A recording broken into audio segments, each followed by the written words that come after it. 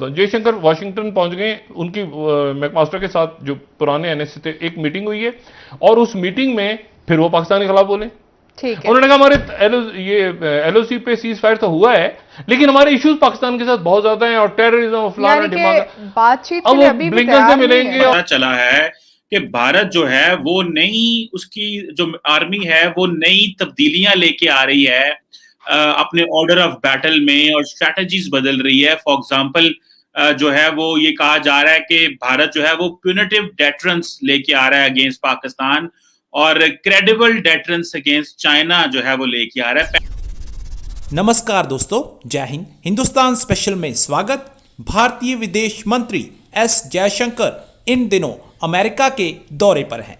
इस दौरे पर जयशंकर ने न्यूयॉर्क में अमेरिका के पूर्व राष्ट्रीय सुरक्षा सलाहकार से बातचीत करने के लिए पाकिस्तान पर पूछे गए एक सवाल का जवाब देते हुए कहा है कि भारत पाकिस्तान के साथ सामान्य संबंध चाहता है, लेकिन पाकिस्तान को पहले आतंक और हिंसा मुक्त माहौल बनाना होगा। भारत का ये कहना है कि आतंक और अस्थिरता मुक्त माहौल बनाने की जिम्मेदारी पाकिस्तान की है, तभी इन दोनों देशों में बातचीत संभव है।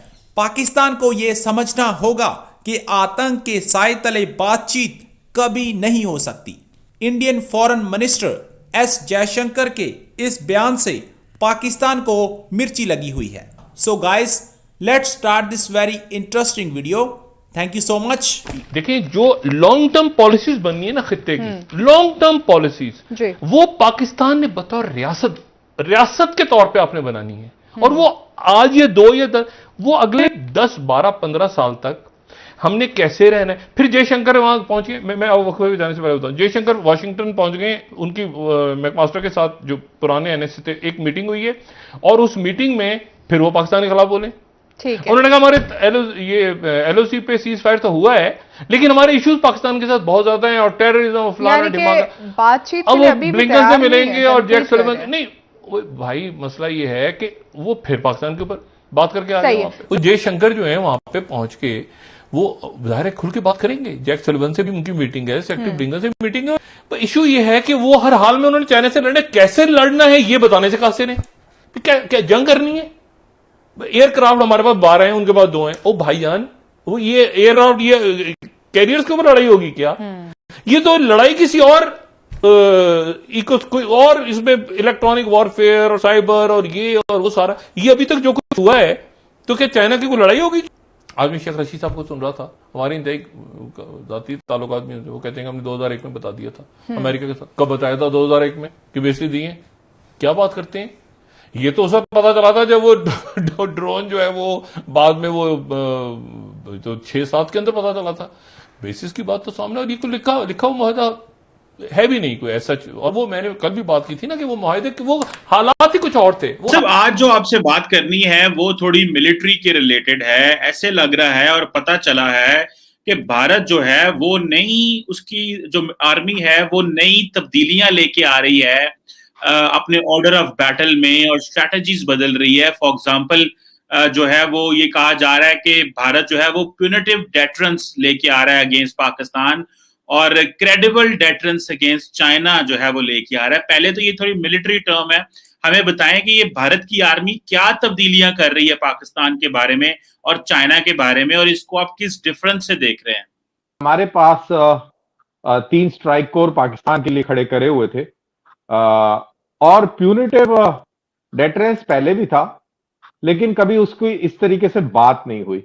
ये मेरे हिसाब से ये पहली बार है कि इस लेवल पर ये बात निकल के आई है। इसमें नाम नहीं लिया गया है, बट ये जो बात हुई है ये जनरल नरवणे के अरुणाचल के दौरे के बाद हुई है और उसके बाद ही इस तरीके के आर्टिकल्स जो हैं शाया हुए हैं।